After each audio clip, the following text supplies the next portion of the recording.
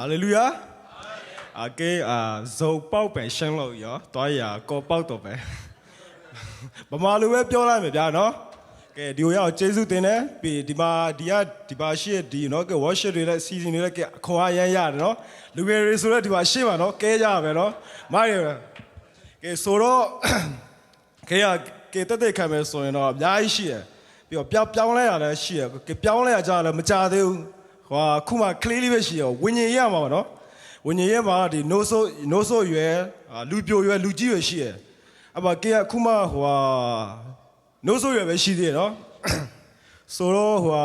แกสิเนาะเซดมาลุงเซดมาหัวเกมสตาร์เนาะแกโลโกบเกมอ่ะ quick game ABC ဆိုอ่ะเนาะဒီเกมเนี่ยมาปาခဲ့တယ်ဒီเกมเนี่ยมาหัว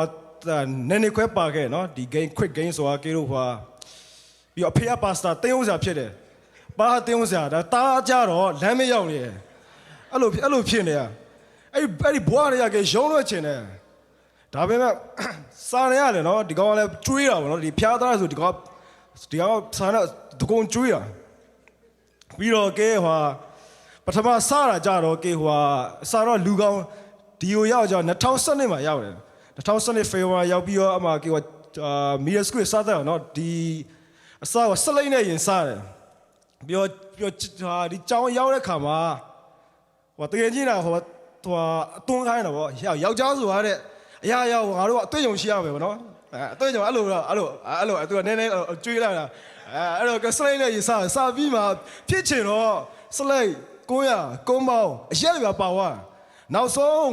ဘယ်ဒီလဲဆိုတော့ဒီ crack cocaine နော်ပြီး mad ice weed kush အဲ့ဒါအကုန်ကီလိုလား6 hours 16နော်အဲ့ဒီ16နဲ့လောက်ပြအခုထိ23နှစ်ထိကလွတ်မြောက်တာလည်းမကြသေးဘူးအဲ့ဒါလည်းဖျားကျေးဇူးတော်ကြောင့်နော်ပြီးတော့ဘယ်ထိအောင်ကဖြစ်သွားလဲဆိုတော့ဟိုဖေးဟိုတင်းအောင်စားပြီးမိဘရဲ့မျက်နှာကအိုးမဲတုတ်တာနော်အဲ့လိုပြီးအတင်းတော့လူကလည်းကိုတိကြတယ်အကုန်လုံးကတော့ဒီကောင်ဖေးပါစားဖြစ်တာတော့ကြီးလိုက်သွားဆိုပြီးဟိုပေါ့မျက်နှာရစားမရှိဆိုတော့အရေးမြအဖက်မြအဲ့လိုပြောကြဖျားကြောင်သွားမယ်ဆိုလည်းကမသွားချင်ဘူးဟိုမယိုးဖလာ mindset ရှိရကဲမှာကြတော့အဲ့ဖျားကိုလည်း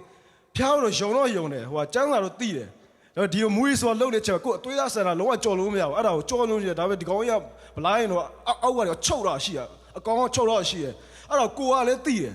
ဖျားလည်းတိတယ်ဒါဖျားဘဲချင်လာလို့ကိုကြည့်နေကဲလည်းသွားချင်ဒါကိုဘက်ကကိုဟိုမွေးခံသေးလို့တခါလေကဲလဲဟိုနောက်တစ်ခုပြောညာဒီကဲနှုတ်ရတော့ဒီရှာကတကိုးရှိရပါဝါရှိရတခါလေကဲအဲ့လိုအားတဲ့ခါကျရင်အဲ့လိုအလုံးလုံးတဲ့ခါကျရင်ကဲဟိုကဲဝင်ခံဖျားငါဒီမွေးဆိုပျောက်ပြီးငါလွတ်မြောက်ပျောက်ပြီးအဲ့လိုပုံမှန်ဝင်ခံရေချိုးရလည်းကဲဘိုးခံတယ်ကျန်းစာတယ်မှာပြောရလေကိုနှုတ်ကိုပြောဒါကိုရဲရကိုဆိုင်ကိုရဲရမယ်ဆိုတော့နော်ကိုနှုတ်ထဲကကောင်းကြီးပြေးမယ်ဆိုအဲ့ကောင်းကြီးပဲကိုခံစားရမယ်အဲ့လိုကဲရုံလို့ကပြောရတာပဲတခါကဲစေးတော့နေအောင်ပြောတယ်ဒီမွေးဆိုလို့ကိုတည်နေကျွန်တော်ဆွဲပြီးဆိုကဲဖဲတာတော့3ချောင်းလို့တောက်တာဟုတ်တယ်အဲ့လိုတော့ဖျားကိုကဲအဲ့လိုလောက်ခဲ့တာပြီးတော့နောက်ဟိုပြောရမယ်နောက်ဘာကူကပြောနေတယ် overdose လည်းဖြစ်သေးတယ်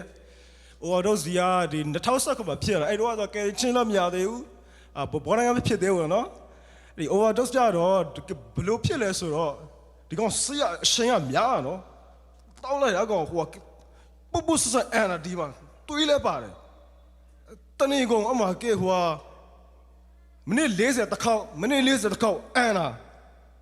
နောက်ဆုံးဟိုကလမ်းတော်ထောင်းနေတာဟိုကတီရိုမစတီးတယ်အဲ့တော့ကောင်းတီးကတေးပြီးဆိုကငရဲသွားမှတီးတယ်အဲ့တော့လည်းကရင်ချင်းလည်းမရသေးဘူးဆိုတော့ကြောက်တယ်အရန်ကြောက်တယ်ရှင်တော့မူးတော့ပြောရပါတော့လူဆိုမွေးတဲ့နေ့တေးတဲ့နေ့ပဲကွာဆိုပြီးအဲ့လိုပြောခဲ့တယ်ဒါပေမဲ့တကယ်တေးရှင်ကြောက်အဲ့ဒါရမပျောက်သွားပြီမရတော့ဘူးအဲ့ဒါလုံးဝကြောက်တော့ဒီအနောက်ကအမောင်ကြီးကိုတွေ့တယ်အဲ့လိုမျိုးဝိညာဉ်ကအဲ့လိုခက်တိတယ်အမောင်ကြီးပုံမှာစောင်းနေရလေတော်ကြောက်ဖို့ကောင်းဗျအဲ့လိုအမကဖျားကိုပြောကိုတော့ကျွန်တော်မတွားချင်ကိုတော့နောက်တော့ one more chance ပေးပါဆိုရလို့နောက်ကိုတော့ကျွန်တော်ခွင့်ပေးပါကျွန်တော်မတွားချင်နေကိုတော့ please အဲ့လိုဖျားကိုကျွန်တော်အရင်တောင်းမိတာတကယ်ကြောက်လို့ဖျားကလည်းချစ်တယ်ဗျဖျားကြောက်အသက်ပြန်ပေးတယ်特别他票啊哩票那么别做票哇，票了做零来的不零那时候个咯，我哋做这个票了几年做咯，票个咯做的特别没的每次要做唔捞到咯，做唔捞到个咯，唔捞呢个咯，个帮我做十个咪票票啊。啊！啲撇錢咯，佢努力巴到啊，叫我先蘇當俾啊，蘇當俾表啊，佢話等你ดู湯表，佢話 overdose 啲撇，然後嚟 short 撇咗啊，低料啊咯，話等下又低料啊，真係嘛？咩呢？把唔掂咯，咩料表？咪那冇呢個話，撇咗啊，路日頂落就講拉表，佢蘇當俾咪飄到啊咯，飄到啊表啊，啊嚟撇嘅刀啦，都話撇俾啊咯，得到便宜咧，大邊咩？得拉邊開，把唔到厲害咩嚟啦？ပြီးတော့အဲ့ဒီလမ်းကြောင်းကိုပြန်มาတော့အဲ့မွေးဆိုတာလမ်းကြောင်းပြန်มาတော့ပြီးတော့နောက်ဒီအဲ့တော့ထောင်ထွက်ပြီးထောင်မထွက်ခင်ဘောပြန်သွားမယ်ဆိုရင်ဒီမွေးဆိုတာဒီဂိမ်းလိုက်မှာရှိတော့ကေဟိုဒီစေးကိုရမ်းဆွဲနော်ဘယ်လောက်ထိဆွဲဆိုအိမ်မှာရှိတယ်တီဗီတွေအဲ့လိုမျိုးကရောင်းတာရောင်းပြီးတော့ရတဲ့ပတ်ဆက်စေးတော့ရက်တော့အဲ့ဒါနဲ့အဲ့လိုဖြစ်တာနောက်ဆုံးဟိုကေအိမ်မှာဘာမှမရှိတော့တကယ်ပြောဖြောင်းမွေးဘာမှမရှိတော့ရောင်းတာဘာလို့လဲဆိုကေဓမြတိုက်တယ်တပြားတိုက်ပြီးတော့အိမ်တွေလိုက်ဖောက်နော်အိမ်ကရပစ္စည်းတွေနဲ့အဲ့ရပစ္စည်းရောမှာ plus ဆိုတာကြောင့်ဒီရောင်းစေးရောင်းတဲ့ကောင်ပြောတာအဲ့ plus မှာသွားရောင်းပြီးတော့ရပိုက်ဆိုင်ကြောစေးပြန်လို့တာတနေ့ကအချင်းအလို့ပဲကုန်တခါလေစိတ်လည်းရမ်းကြတယ် also depressed so you know like I try like scared တော့ကိုဆုံးစင်းလိုက်ကောင်းလာလို့အဲ့လိုစိတ်ကခဏဝင်တယ်ထဲတယ်တကယ်ဓာတ်နဲ့လေးတခါစိတ်ဟွာဒီဘက်ချမ်းအဲ့စိတ်လည်းကြောက်လို့အသက်ဆုံးစီတေးလိုက်ကောင်းလို့မလားဆိုပြီးဘာလို့လဲဆိုတော့တေးလိုက်ရင်ကိုငါခံစားရတယ်ကိုပျောက်ပြီးဆိုတော့အဲ့လိုစိတ်စားနေအဲ့ဒီကတော့အဲ့လိုလှဲ့တာဗျာစားတဲ့အဲ့လိုလှဲ့တာပြီးတော့ငါတေးမယ်ဆိုငါတားကြည့်ငါဒီလောကထွက်သွားလိုက်ရင်ငါမိတို့ကကြံခဲ့မှာသူတို့ပြီးတော့ကျန်းစာမှာလည်းပြောထားတယ်ကြည့်တော့တခါလေကိုတက်တေးကိုကြိုးစားကြအဲ့လိုမျိုးဘာမှဟိုလောကတွေကိုတော့ဒီလိုကြီးကိုဝိညာဉ်လို့ဖုံးတခါအဲ့လိုထွက်သွားချင်တာပြီးတော့အဲ့လိုဗျာကျွန်တော်ရလွမြောက်ချင်ခဲ့အဲ့ဒီဘုဇီကျင်းကျွန်တော်လွမြောက်ချင်ခဲ့ဖျားသိတယ်ကျွန်တော်ဘလောက်ဒီဖြစ်လဲဆိုတာအိမ်မပြန်နဲ့လို့ကျွန်တော်လမ်းပြင်မှာအိတ်တယ်လမ်းမေးဆိုတာကြတော့ဒီအဖာမန်လေနော်အဖာမန်အိမ်သူကတကားပေးနာမှာအိတ်တာတကယ်ဟိုထောင်းသွားလို့ပဲအိမ်မပြန်အိမ်နဲ့နဲ့စေးရန်ဆွဲတာစေးလိုချင်ပတ်စံလာဘေကောင်လာမယ်ဘေကောင်မရှိမဆိုလိုက်ဝေးကြည့်ဒီလိုဝေးကြည့်နေအဲ့လိုနေရက်လောက်နေပြီးတော့ကိုပြစ်လိုက်ကောင်းလားဆိုပြီးအဲ့လိုဖြစ်တယ်အဲ့လိုဖြစ်ခဲ့နော်ပြီးတော့နောက်ထောင်ကျသွားတယ်ထောင်တနေခွဲကျတယ်ထောင်ကျလိုက်ကတော့ကျွန်တော်တခုပြောထောင်မှာလဲကျွန်တော်ရောကျန်းလာတိတ်မဖက်ဘူးထောင်မှာကျန်းလာကိုကျွန်တော်အစဆုံးပြီးတစ်ခေါက်ပြီးလိုက်တယ်အဲ့လေကပောက်ကျန်းရတယ်ပြားလေးကျန်းနေပြီးရထောင်ထဲမှာပြီးတော့ထောင်ထဲမှာကျွန်တော်ယူပါရောလည်းမြင်သေးတယ်အဲ့တကယ်ပြောကျွန်တော်ထောင်ထဲမှာယူပါရောကောင်းနေတော့သုံးထက်တွေ့တယ်ကောင်းဝင်ဒီလောကကောင်းဝင်ရဲ့ဒီဒုရဒီစကြဝဠာအာကာသဆိုတာဒုရအဲ့ဒါဒုရနောက်တတရကောင်းအဲ့ဒါကေဝါဖြာတတရခဲ့တယ်ဗောနော်ပြီးတော့ကေနောက်ဘာပြောချင်လဲဆိုတော့ကေဒီလိုမွေးစေဝါကောင်းကေဒီကိုပြောင်းလဲဖို့တစ်ခါမှလုံးဝမပြောင်းလဲလို့ထင်ခဲ့ပြင်မဲ့ဖြာကကေကိုလမ်းဖွင့်ပြတယ်ပြီးတော့ကေချင်းရကြောက်ဒီ2019ဒီ overdose ပြီးလေးလကြာပါကေဝါကေချင်းရဒီစာတော့ဘာနဲ့တွေ့တယ်ဂျိုးစကင်ဆိုတဲ့လူနဲ့ကေမကေချင်းရပြီးပေါက်ပြီးတော့ဒါမကေချင်းရပြင်မဲ့ကေရဲ့ဒီမွေးစေဝါတွေကိုအဲ့ဒါကြီးမကြော်လွန်နိုင်သေးဘူးမဖြတ်နိုင်သေးဘူးအကောင်ဒီသွေးသားကြော်ဖို့ခက်တယ်အဲ့ဒါကြောင့်အသွေးတော်နော်သွေးတော်နဲ့လိုတယ်သွေးကြော်တဲ့မောက်ကူညီဖို့မဆာဝิญဉ်တော်မဆာပါအဲ့ဒါပဲရမှာပြီးတော့ကေဒီဘလို့လွတ်မြောက်တော့နော်ပြောပြမကြသေးဘူးအခုမှပဲဒီလာပိုင်းလာဇန်နဝါရီလမသိနော်ဇန်နဝါရီလပိုင်းမှာပဲလွတ်မြောက်သွားဒီဒါလည်းထပ်ဆွတ်မှာဆရာဒေးဗလာပွဲပါနော်ဆရာဒေးဗလာပွဲပါနောက်ဆုံးညမှာကျွန်တော်လွတ်မြောက်နောက်ဆုံးညမှာ3ခါလောက်လဲတယ်3ခါအဲ့နောက်ဆုံးညမှာလဲဟိုကျွန်တော်ဝิญဉ်တော်ဆိုင်ကုန်သေးတယ်ဘလို့ဆိုင်ကုန်လဲဆိုတော့ဝิญဉ်တော်ဝิญဉ်တော်ဆိုင်ခေါ်ရင်ဆရာဒေးဗလာအဲ့နောက်ဆုံးညဟိုတရားပွဲပြီးရနေပါဘောနော်အဲ့ဒီလိုဆရာမလူရတွေကိုဒီမှာရှေ့လူရဲတွေဟိုကိုယ်စက်ကကျင်နေဆိုရှေ့ကိုထွက်ခဲ့ဆိုပြီးတော့ကီးထဲမှာရှေ့ကိုထွက်ပြီးတော့အမသူ့အမအဲ့ဝิญဉ်တော်လှုပ်ရှားတိတာဒီလေထုอ่ะနော်အစတော့အဲ့ဒီမစက်ကကျင်တော့ဒီလိုပဲဘာမှခံစားရအဲ့ဒီမျက်လုံးမိတ်ပြီးတော့သူဝါရှိတာဝါရှိနေတော့ဖိုလိုလိုက် ပြီးတော့မျက်စိလည်းကမိတ်လည်းမျိုးဝင်းရင်လေတို့ကလိုက် spray ကတီးတယ်အရင်ထူးရဆိုဝင်းရင်တော့ရှေ့ဆိုတီးတယ်မကဲဝင်းရင်တော့စိန်ခေါ်တယ်ဘလို့စိန်ခေါ်လဲဆိုဝင်းရင်တော့ကိုတော့တတ်တကယ်ရှင်ဆိုကိုရဲတိုးတီကျော်လိုချင်ဆိုအဲ့လိုပြောအဲ့လိုပြောပဲကျော်နှစ်ခေါက်တောင်းလာအဲ့လိုပြောပြီးတော့ပါအဲ့လိုပဲပြောတာဝင်းရင်ကတီးတယ်ပြောပြီးတော့ဆရာတော်ဘာအရှိကိုလာကျော်နှစ်ဖူးဖုံးဆိုပြီးကျော်ပြစ်လဲတာအဲ့လိုကြောက်စရာဘလို့လဲဆိုကျော်စုတောင်းနော်10စက္ကန့်လောက်ကြာတယ်အဲ့လိုနှစ်ခေါက်ပဲပြောတာဝင်းရင်တော့တတ်တကယ်ရှိကျော်တိုးတီပြေးပါလာတိုးတီပြေးပါနော် show me a sign ရောအဲ့လိုပေါ့ဖုံးဆိုပြီးတော့လဲဝါမှာကျော်တီးတာဖတ်တကယ်ကြီးပဲကွာဒီဖက်တကယ်ကြီးပဲတကယ်ကြီးပုံမြင်မဟုတ်ဘူးဒါပုံမြင်မဟုတ်ဘူးကဲတက်တယ်ကဲကဲကောင်းတယ်တကယ်ကြီးဆိုရဲခွာရအမကဲမှာအမချမ်းရလဲပြီးကိုတော့ကိုကတကယ်ဖျားပဲဆိုပြီးပြီးတော့ဒါမဲ့အမကြောင့်တော့ကေဝါဒီမွေးစွာမလွတ်မြောက်သေးဘူးဒါပေမဲ့တကယ်နောက်တစ်ခုလိုသေးတယ်ဆိုပြီးတော့အမကေခဏပြန်ထားပြီးအနောက်မှာသွားပြီးတော့ခဏနေတယ်ပြီးတော့ဆရာလေးကဝင်းရင်တော့ပေါ်ပြအောင်ထင်ဆရာလေးကကေကိုပြန်ခေါ်တယ်ဆရာလေးကကေခေါ်ပြီးတော့သူကဝင်းရင်လေးကပေါ်ပြအောင်လည်းအဲ့လိုပြောလာမသိအဲ့တော့ပေါ်ပြပြီးတော့ကေကိုလူရှိမှခေါ်လာခေါ်ပြီးတော့ညီလေးတဲ့မင်းကိုလည်းရင်တော့တဲ့မင်းကိုဝင်းရင်ကမင်းကိုကင်ခဲ့တယ်တဲ့မင်းကိုလည်းမဲတက်ကိုဆုံးရှော့အကောင်ဝင်းရင်တော့လှုပ်တယ်တဲ့ဟုတ်တယ်မလားတဲ့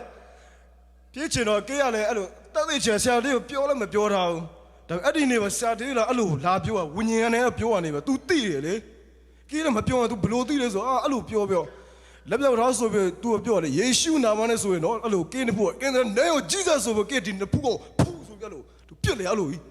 ပြီးတော့ပြစ်လေတဲ့ခါတော့ပြန်ထောက်ဒီထဲကလေးရတော့ဖူးဆိုပျောက်ပြီးတော့ပေါ့ဟာမွေးဆိုပျောက်ဆိုကောင်းသိလိုက်တာဖျားတကယ်ရှိတယ်ဗျတကယ်ရှိအဲ့လိုကေးကလိုချင်နေကြပြီအဲ့ဒါပျောက်တဲ့ကဘာကေးတော်ဘလို့ပြောမလဲအရင်ပေါ်ဘာမလို့ချင်တော့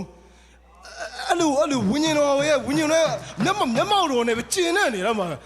အမကေးတို့ဒီမှာဝါရှင်တန်မှာရှေ့ဆုံးမှာတခါမှကေးဖျားချောင်းဒီလူရှိမှလို့ရှေ့မှာမတော်ရဘူးကျွတ်တာကွာကျွတ်တော့ထားလိုက်ပြောရမ်းကျွတ်တာအဲ့ဒီနေ့မှာလွတ်မြောက်တော့ပြောလို့ရှေ့မှာကိုကွဲတာပေါ့နော်ကေးကဥဆောင်သွားတယ်ကန့်တော့လေဟုတ်တယ်ဘယ်ပြီးလားအလောက်ပေါ့နော်ပြီးတော့နောက်တစ်ခေါက်ပြန်ပြောမယ်ဆိုရင်တော့ပြီးတော့ကိုနူးတဲ့ပါတို့လည်းအရန်ပျော်တယ်တဲ့ဟိုအတော်နဲ့ဟိုညီတော့ဖုန်းဆက်တာပေါ့ဤရောညီနဲ့ဖုန်းဆက်ပါနှစ်ပါးတဲ့နှစ်ပါးအရန်ပျော်တယ်တဲ့အဖေကတင်းဥစားရင်တော့ကေးပါတို့တင်းဥစားဆိုဒီလိုမျိုးသူက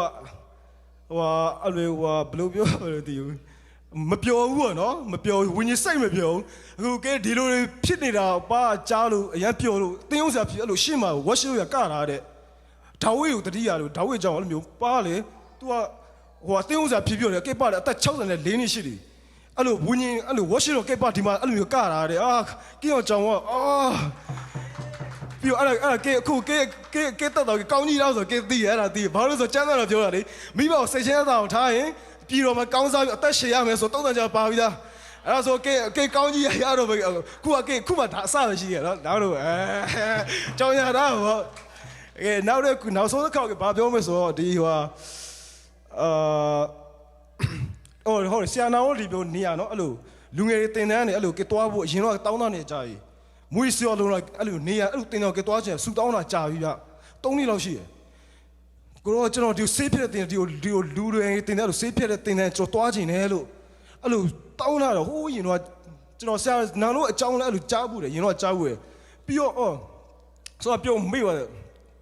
တခါကျဆေးတော့ချင်တော့မူးရဲ့ချင်ဆိုကေနူးကဆရာနာတော့သူကတရားဟိုပုံမှန်ဖွင့်တယ်တကယ်တခါလေးဆေးဘလောက်ကြောင်လဲဆိုတော့ကဲအဲ့လူပွေဗီဒီယိုကြည့်ကြဆရာတော့တရားဟိုကေပြောလို့မကြည့်ရဘူးလေအဲ့တော့တခါကြောက်လဲကြောက်တယ်မူးရဲ့ကိုပြောလို့ကန်စားရတယ်ဗျာဟုတ်တယ်ပြီးမှနောက်ဒီဆရာလေးလာအဲ့ဒီပွဲပြီးတော့ပွဲပြီး तू ကကေကိုစီစီပြန်တယ်ဆရာလေးကကေကိုစီစီပြန်ညီလေးတဲ့ဒီလိုနေရာရှိရဒီနေရာသွားမလားတဲ့ဒါလည်း test မှာလည်းရှိရတဲ့ဒါပဲအဲ့ဒါဖြစ်ချောစိတ်မပြေဘူးအဲ့ပွဲရစိတ်မပြေ तू က covid တွေနဲ့ test လုပ်မယ်ဆိုတော့အဲ့လိုတင်တန်းပေါ့ညီကုန်းချုံးမယ်ဆိုကေဆရာနောင်တုံးနဲ့ပါဝါပေါ့နော်အဝင်းညောလောက်လာဆရာနောင်တို့ဒီသူဆောင်ရောက်လာပြီးတော့ဆရာနောင်တင်တန်းမှာကဲပါ အစေခံတော့နော်ဟိုအတင်ယူခံကိုတော့ကျွန်တော်တွေးရအောင်နော်ဒါဟိုမှာပုံစကပုံခုရှိပုံမြေဟိုဓာရှင်နဲ့ဓာတနေ့မှလည်းဓာရှင်ဟိုမုတ်ဆိုးတယောက်ကနော်တောထဲမှာဓာကိုတွေးတာဓာဟောင်းလေးအဲ့ဒီမုတ်ဆိုးကအဲ့ဓာဟောင်းလေးကို तू ကဒါပဲအဲ့ဓာဟောင်းလေးကိုတွေးတယ်အပြင်ကကြည့်အဲ့ဓာကဘာမှသုံးစားလို့မရဘူးဒါပေမဲ့အထဲမှာအဲ့ဓာကိုတွေးလိုက်ဓာထက်မယ်ဆိုတာ तू တီးလို့အဲ့ဒီမုတ်ဆိုးကဓာကိုအင်ယူလာပြီးအဲ့ဓာကိုတွေးတာဓာကိုတွေးရဆိုပဲဓာချက်ချင်းတွေးဆိုဓာကလည်းတန်ကြည့်အများကြီးကတ်တယ်ဆိုတော့နော်ဓာနာတာပေါ့ဓာကပြောတယ်ဓာရှင်းတယ်ကျွန်တော်ရမ်းလာတယ်တဲ့ဘာလို့ကျွန်တော်အဲ့လိုတွေးနေရလဲတဲ့ဓာရှာဘလို့ပြန်ပြောဆိုမင်းဟိုတဲ့မင်းအဲ့ဒီဓာကြည်လင်ပြတ်သားတဲ့အထိငါရဲ့မျက်နှာကိုအဲ့ဓာပေါ်မှာပေါ်တဲ့အထိငါစသွေးနေအောင်ပါပဲတဲ့ဒီအဲ့တော့ဘာဒီရဆိုကိုကေဘွားနဲ့ခွတ်တော်နဲ့ခွတ်တော်ကိုတွေးနေတာတွေးနေဆိုပြန်တခါလေကလေးဟိုဟာဒီပြောင်းလဲဆိုပြန်တခါလေကလေးဟိုဟာရှိရနော်လေအဲ့တော့ပြောနေဒါကလေးအဲ့လိုစိတ်ကြတဲ့ချင်းရှိသေးတာပဲပြောင်းလဲဆိုပြန်အဲ့ဒါဝင်လာတယ်အဲ့လိုဝင်လာတယ်ပြီးတော့အဲ့လိုကဲအဲ့ဓာရှင်နဲ့ဓာပတ်ရှင်ကဲအသက်တော်အဲ့လိုကဲယူဆထားနော်ကဲကိုဖျားတွေးတယ်ပြီးတော့တနေ့ကဲကိုဖျား तू ကဲဓာထက်တဲ့ထိ तू ကဲကိုထက်တဲ့ထိမှဖျားကျင်နေမှာကဲသူများနဲ့ကဲကြည့်လိုက်ဖျားကိုမြင်သွားပြီးအဲ့ဓာကိုအဲ့လိုကြည့်နေတော့ဖျားအဲ့လိုတွေးနေရကဲကိုကဲလည်းအဲ့လိုဖြစ်ရမယ်ပြီးရင်ကဲယူပါရောကြတော့ကဲလူငယ်တွေကိုနော်ကဲအဲ့လိုပြန်ဝင်ရမယ်ကဲလူငယ်တွေကဲလို့ဖြစ်ခဲ့လူငယ်တွေဝင်းရင်တောက်ဆုံးဝင်းရင်တွေပဲနော်အဲ့တော့ကဲအဖြစ်ကဲတနေ့ကဲအဖြစ်ကောင်းကြီးဖြစ်ဖို့ကဲဖျားပါလေကဲဆက်ကတ်ထားနော်ကဲအဖြစ်နော်ပြီးတော့နောက်တစ်ခုပြောဖို့မေးသွားပြီးတော့အပေါ်ဆော်ဂျိုးဒီထူစာမှာရောက်တော့ဟိုဟာအဲ့တော့လေတကယ်ထူစာမှာရောက်လာဖျားရဲ့တကယ် plan ရှိရယ်သူစီစဉ်ထားအတိတာကြီးအဲ့ဒီထူစာကိုတွားနေတော့ကေးရနတ်ဆိုးရှိတယ်ဝิญဉ်ဆိုးတွေလွတ်မြောက်ပြီးသွားပြီဒါပေမဲ့နောက်တစ်ခုဝิญဉ်ကချက်ချင်းမထွက်ဘူးကအစင်စင်နဲ့ရှိရယ်ကဲဆရာဒေးဗစ်ပွဲမှာလွတ်မြောက်ကြအဲ့တော့မွေးစီဝါနတ်ဆိုးတွေအဲ့ဒါကြောင့်နောက်တစ်ခေါက်ကေးဝิญဉ်ဆိုးတွေကထုတ်သေးတယ်အဲ့ဒါအပေါ်ဆော်ဂျိုးမှာဗီဒီယိုနဲ့ပါဝါပွိုင်မှာထိုးရအောင်ဆိုတော့ကေးဟိုပါဗီဒီယိုပြလိုက်မယ်Can you put the video please In the mighty name of Jesus. ဒီကိုခန္ဓာရဲ့အထဲမှာရှိတဲ့လူမင်းဘယ်သူလဲ Nasu. ဒီစတဲ့ဒီမ Name. အဲ့ဒီနာမည်ဘယ်လိုခေါ်လဲနတ်ဆိုနာမည်ပါလဲ How long is this inside? ဘယ်လောက်ကြာနေပြီလဲဒီကိုခန္ဓာတဲ့ since he was young Listen. Tell the demons that this must be temple of the Holy Ghost. ဒီကိုခန္ဓာဖျားသခင်တန်ရှင်းသောဝိညာဉ်တော်ဗိမာန်တော်ဖြစ်တယ် Fire of the Holy Ghost! Fire! In the mighty name of Jesus! Come out, demons!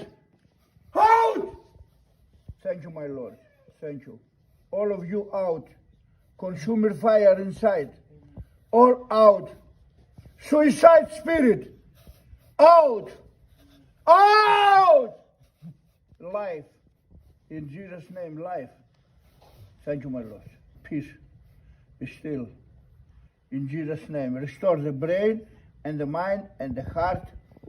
No any more spirit of suicide. Hello? You are free. Amen. Listen. Thank you Jesus Jesus install a new life in you, okay? Amen. This spirit of suicide I have before. Amen. They tells me, you know, from 9 years old to 28, they tell me kill yourself. I go to do that. December, in the river, I was in Germany, and Jesus appeared. And I saw vision and tells me, no, John, don't do that because you go to hell. I'm going to heal you. And she delivered me for suicide. Now, I tried through that experience to help all those who, okay? Amen. Thank you. Jesus love you. Thank you. New person. Amen. Say Jesus, thank you. ဟိုဟာ Jesus, thank you. ရတားလိုက်ကဲအဲ့ဒီညမှာကဲဝิญဉ်ကအဲ့ဒီညမှာကဲထဲကသူဟာဆရာအဲ့ဒီအဖြူကောင်ကကဲလို့ဆူတောင်းပေးတဲ့ခါကြပါကဲဒီလိုလက်မြောက်တာကဲဘာတွေကရှိတ်တာတကုန်းတုံးတာကဲခန္ဓာကဲထိန်းလို့မရဘူးမှာသူ့ဘာသူခန္ဓာကဲဒီကိုလဲတော့ပဲပြေစကားလည်းပြောတယ်အဲ့ဒါကဲပြောတာမဟုတ်အဲ့ဒီဆရာမေးရလေ မင်းကဘသူလဲတဲ့အထက်ကနေရဘသူလဲတဲ့ဘသူလဲတဲ့အထက်မှာနေတဲ့နတ်ဆိုးကဘသူလဲပြောတာကေအထက်ကပြောနတ်ဆိုးတဲ့ကေတော့မျက်စိနဲ့ပေးတာကေပါဇက်ကကေပြောရလဲမပြောတော့ဒါပေကေမပြောဘူးသူ့အထက်ကပြောအတိတာကြီးပြီးတော့နောက်တဲ့ကေအဲ့လိုဆူတောင်းဆိုကေဒီလို तू အဲ့လိုပဲ तू ပါဇက်နဲ့ပြောတာနော် तू ပါဇက်ပါဝါလေးရှိတယ်ဆိုတာအတိတာကြီးအမကေပြစ်လဲသွားလဲပြောအမအကြာကြီးပဲအဲ့လိုလဲပြောဟိုကပြီးတော့ကေးထဲမှာအဲ့ဆရာမေးရကေးအထက်မှာဒီနဆိုးမင်းဒီလူငယ်ခန္ဓာကိုယ်ကမင်းနေတာဘယ်လောက်ကြာလဲတဲ့ကေးအထက်ကနဆိုးကပြောကေးငယ်လေးကတည်းရတဲ့ကေးငယ်လေးကနေတာတဲ့ဟိုကေးအမဒါပဲတူကောင်းနဲ့ပြောမယ်ဆိုကေးကလွတ်မြောက်သွားတော့လွတ်မြောက်သွားပြီးတော့ तू ကအမကေးလဲနေခါမှာအဲ့ဆရာသူ့လက်ကေးကိုဒီဘိုက်မှာထားအရန်နာတယ်ကေအဲ့ဒါကေအကုန်သိရဝิญဉ်ထဲမှာသိတာပဲကေမျက်လုံးကလည်းပွင့်လို့မရဘူးကနားလေတယ်ဘာဖြစ်လို့သိတာအဲ့လိုဓာကြီးဝิญဉ်ဓာလို့ပြောမှမသိဘူးနော်ဘယ်လိုလဲမသိဘူးဟိုရမ်းနာတယ်နှစ်ခေါက်ပြီးတော့ဖူးဆိုကေပါဇက်အဲ့လိုထွက်သွားအမလည်းပြန်ပေါ့သွားတယ်ပြီးမှ तू ကထားလို့ဆိုပြီးတော့ तू အခွင့်ပြီးမှထားလို့ရတာ तू ကယေရှုနာမနဲ့လေအခွင့်ပြီးမှထားလို့ဆိုပြီးမှကေထားပြီးပူတော့အရန်ပေါ့ပါဗျာဆွဲကလည်းပူရန်ပေါ့ပါပိုလွတ်မြောက်သွားဗျာဘလောက်ကောင်းတယ်လဲဆိုတာဗျာနောက်တော့ဘာပြောကေးလို့တကောင်မွေးစီးသွားနော်အဲ့လိုဖျားအကြံရှိရဆိုဒီမှာရှိလို့ကေးတဲ့တော့စိုးနေကြပဲလူကောင်ကေးလို့စောက်လမ်းမေးကဒလေးပြီးကောင်တော့ပြောင်းလဲဒီမှာရှိလို့အကုန်ပြောင်းလဲနေကြနော်โอเคဖျားခေါ်လို့ရတယ်ခေါ်တော့တဲ့ပြောဒီမှာနောက်လို့လည်းပြောင်းလို့ရတယ်ဒါပေမဲ့ကယ်တင်ချင်းလည်းမကျင်နဲ့ကေးမကျင်တော့ဘူးကယ်ချင်းရတယ်မကျင်ကေးဝิญဉ်ကိုဆက်ပုံပြည့်တင်ချင်းလို့ဖျားကိုကေးပြောတော့ကိုတော့ကယ်တင်ချင်းမကျင်နေဘူးလို့ပြောကျွန်တော်အခြားတော့ဘာသာစကားပေးပါလို့ကေးပြောသေးတယ်ချောက်ဘာသာကိုတော့အရင်စာငဲ့တာစာရတော့ဝิญဉ်ကိုတော့ကြောက်ဝิญဉ်မြင့်သိပဲပုံမှန်တော့ဆူတောင်းလာကြတယ်ပြောဒီရှင်တော်တို့ဒီကိုမလာခင်မှာပြောစာရှောင်းတောင်းရဆူတောင်းပထမဆူတောင်းနေမှာကဲအရင်တောင်းလာလို့နော်ဒီမှာစီးရွေးလို့ပြောဆရာတော်တို့ကပြောတာဒီချောက်ဘာသာလိုချဲလို့ရှေ့ဟိုတွက်ကဲဆိုအောင်ဆူတောင်းမယ်ဆိုတော့အမကဲဒူးတော့ဆူတောင်းနေအမဝิญဉ်ထဲမှာနော်အစားတော့ကဲမရသေးကရှောက်စမ်းကြတိဘာမရဘူးလို့ဖျားမပေးနဲ့ဖျားဟောတာအဲ့ဒါဆိုကဝิญဉ်ကိုတော့ကျွန်တော်လိုချင်ပြောနေပါဇက်အရင်ဒီလိုလားအဲ့လိုစတာဒီလာဆိုအဲ့လိုပြစ်သွားကချက်ချင်းရပါတော့ဖျားဘလောက်ကောင်းလဲဆိုတော့ဗျာအဲ့လိုရပါတော့ကဲဒီလောက်ဆိုကျင်းနေလားဖျားဘလောက်ကောင်းလဲဆိုတော့ဖျားကေးပေါ်ဟောတက်ရမ်းဖြစ်တယ်ဗျာအဲ့တော့ဖျားကောင်းရဲ့ကြည့်ပြောတာဘလောက်မှပြောတာဘလောက်မှမရှိဘာမှမရှိဘူးကဲကိုဖျားကောင်းတော့ချီးမွမ်းခြင်းနော်ဖျားကောင်းတော့ချီးမွမ်းခြင်းပါလေလို့ musician အဲ့လိုခေါ်ပြရမခေါ်ပြ तू အိတ်လိုက်ရတဲ့ပဲပြောတာတဲ့ပြောပူအောင်လေ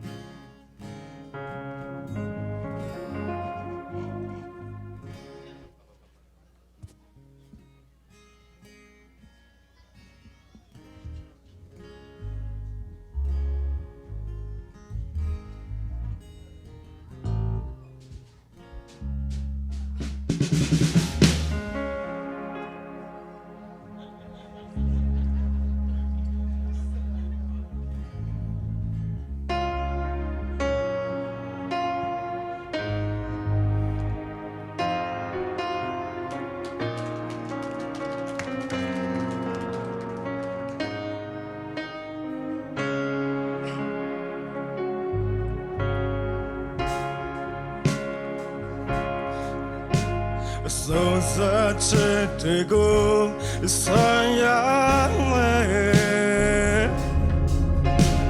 Kakapya Namya The children Yaya go Banda to Goroshi Nere Kazaya to Kate to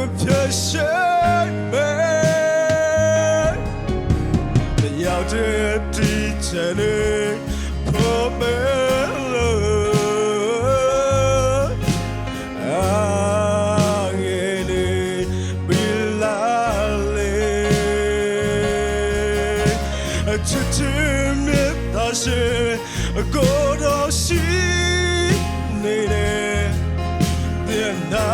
she got it. What you baby?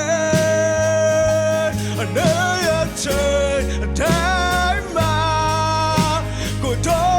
you nothing. Cause I be a bottle of lonely. I just do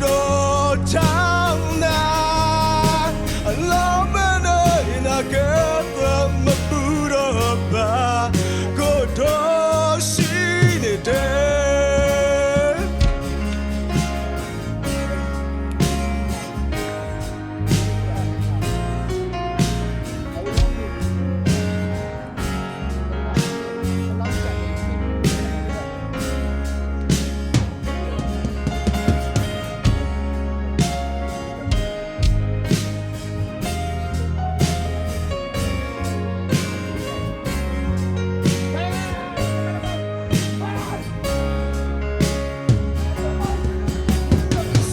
Such a go, Sayale, Kakapia, Namia, John de Lele. Yaya go by that to go to see Gasaya to cut it where to shame me. Teaching it, put me love. I get it, be lying. To admit that shit, go to see it. Then I'm a she, but you baby.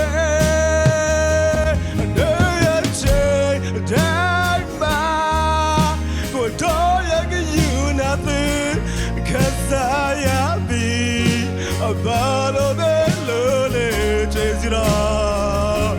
Jesudo down now. Love and I get the mood of bar. Go to see it in a chair. And I take time. Go to you nothing.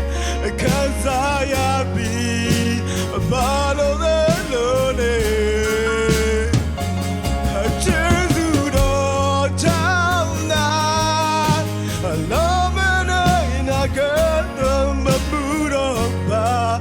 Go to see it. My mood of bar. Go to see it. Come here, Basé. Jésus te parle.